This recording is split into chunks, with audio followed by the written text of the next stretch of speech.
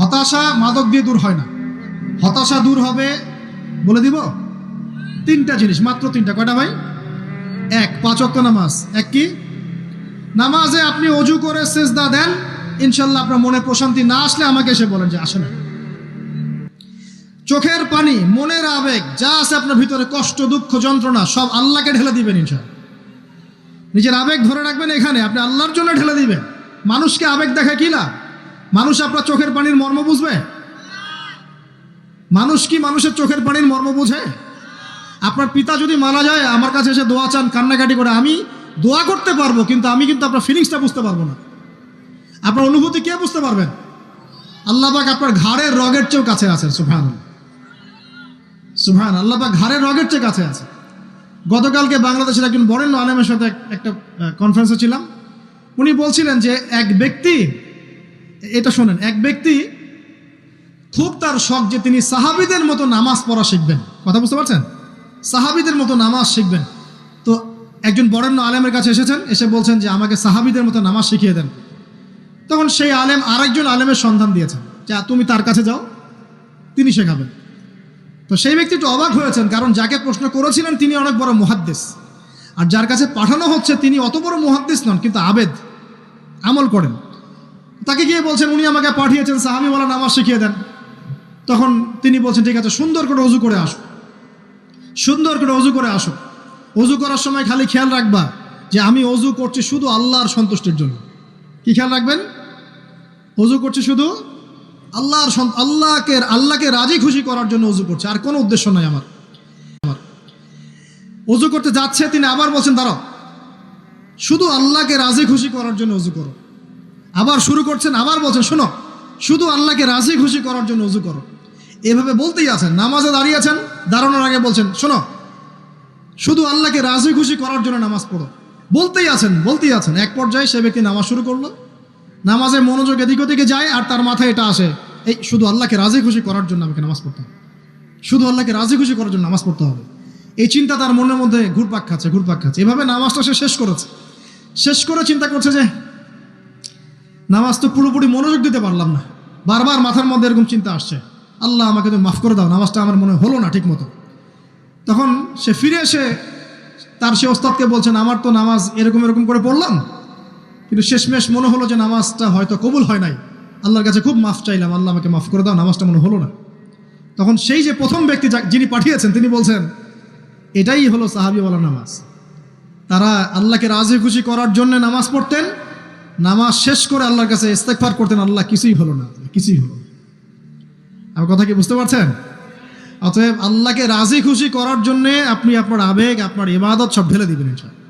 অন্য কারো কাছে কিছু পাওয়ার আশা করব। আমাকে আল্লাহ পাঠিয়েছেন দুনিয়াতে নামাজ পড়তে, রোজা রাখতে, দিনের প্রচার করতে, দিনের জ্ঞান অর্জন করতে, এই তো। তা আমি একজন মেয়ের জন্য জীবন নষ্ট করে দিব কেন? আমি তাহলে আল্লাহর কাছে কি মুখ দেখাবো, আর নবীর কাছে কি মুখ দেখাবো? ওখানে গিয়ে বলবো আল্লাহ আমি আমার অমুক প্রেমিকার জন্য আশেক হয়ে একদম জীবন দিয়ে দিয়েছি, আত্মহত্যা করেছি।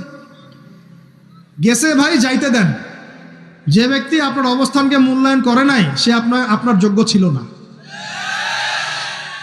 এখন আপনি কি করবেন? নিজের অবস্থান উন্নত করেন, আপনার পিছনে লাইন ধরে ঘুরবে ইনশাআল্লাহ।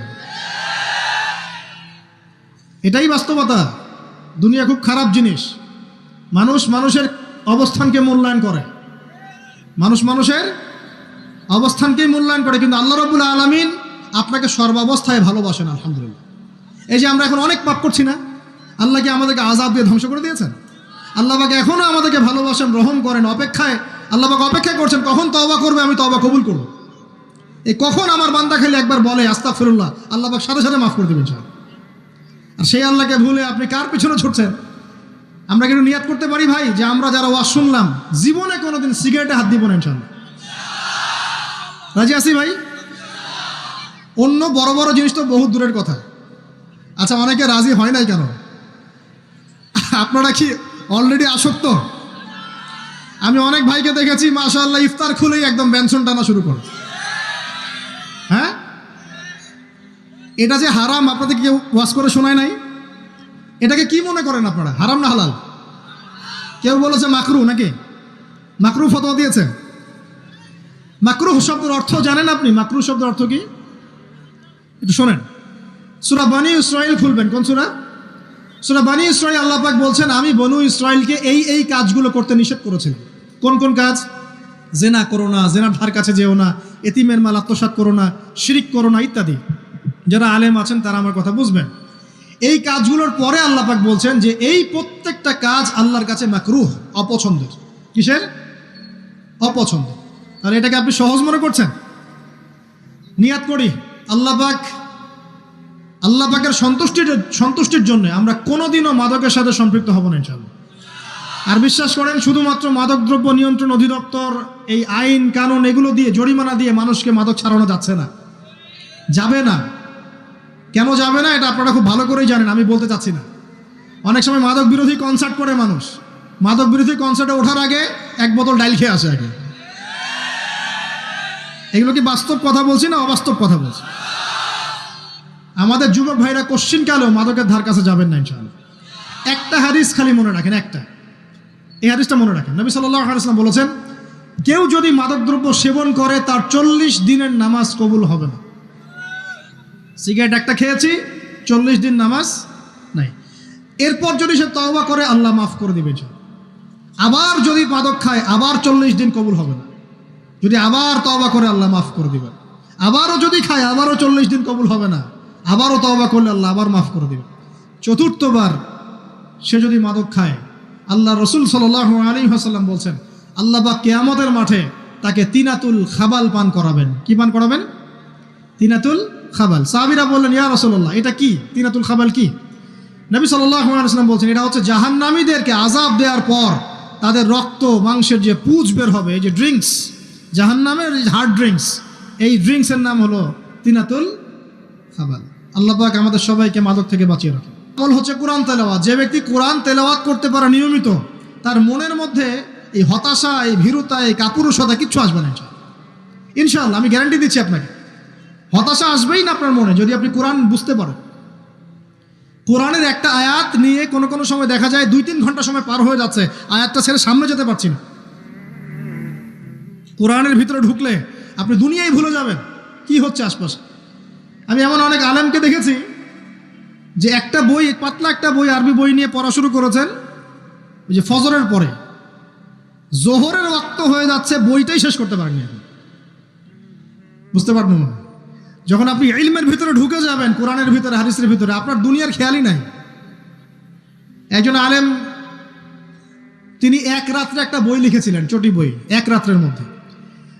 বলা হচ্ছে, তার সম্পর্কে বলা হচ্ছে যে রাতের খাবার তাকে দেয়া হয়েছে যে আপনি এটা খেয়ে নেন। তো সে খাবারটা পাশেই আছে, খাবারটা খাবো, এটা লিখে খাবারটা খাবো, এরকম তার চিন্তা ছিল।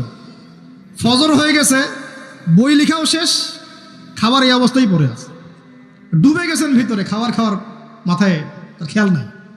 এরকম হয়। একজন মনীষী, বিখ্যাত মনীষী, রিয়াদুস সালেহিন কিতাবের রাইটার, সংকলক আল্লামা নববী রাহিমাহুল্লাহ, এরকম সারা রাত চলে গেছে, পাশে 2টা খেজুর, ওই 2টা খেজুর খাওয়ারই সময় পান।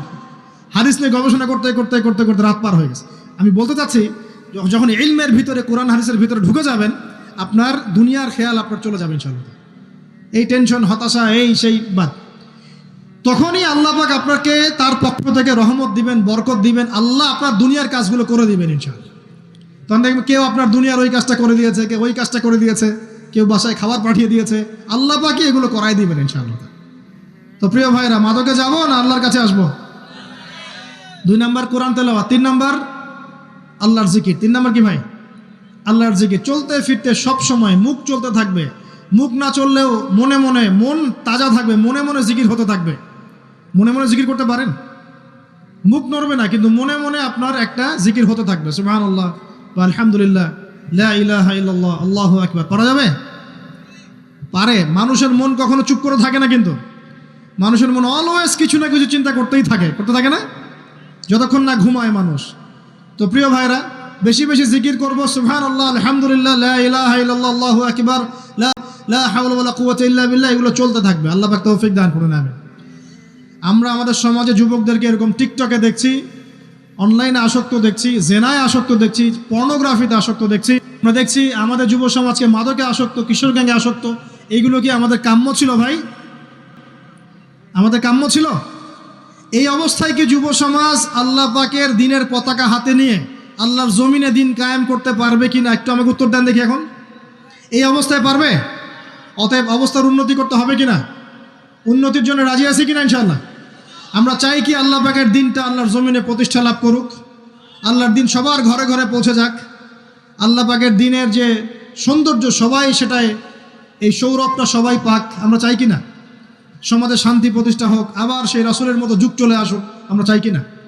অতএব আমাদের সবাইকে যৌবনের এই প্রলোভনগুলো থেকে বেরিয়ে এসে আল্লাহ পাকের ইবাদতে আত্মনিয়োগ করতে হবে। আল্লাহ পাক আমাদের সবাইকে তৌফিক দান করুন, বলি আমিন। আমাদের সবাইকে আল্লাহ রাব্বুল আলামিন কুরআন এবং হাদিসের গভীর জ্ঞান অর্জন করার তৌফিক দান করুন, বেশি থেকে বেশি ইবাদত করার তৌফিক দান করুন। আল্লাহ পাক সবাইকে হারাম সমস্ত রিজিক থেকে বাঁচিয়ে রাখুন, জেনা, ব্যভিচার এবং নারীর ফিতনা, মাদক থেকে আল্লাহ বাঁচিয়ে রাখুন। আল্লাহ পাক আমাদের সবাইকে হালাল রিজিক, হালাল সম্পর্ক যথেষ্ট করে দিন। আল্লাহ পাক আমাদের সবাইকে যেন দিনের দাওয়াতের মেহনত করার তৌফিক দান করেন এবং আলেম ওলামার সাথে পরামর্শ করে দিন শেখার এবং বোঝার তৌফিক দান করেন।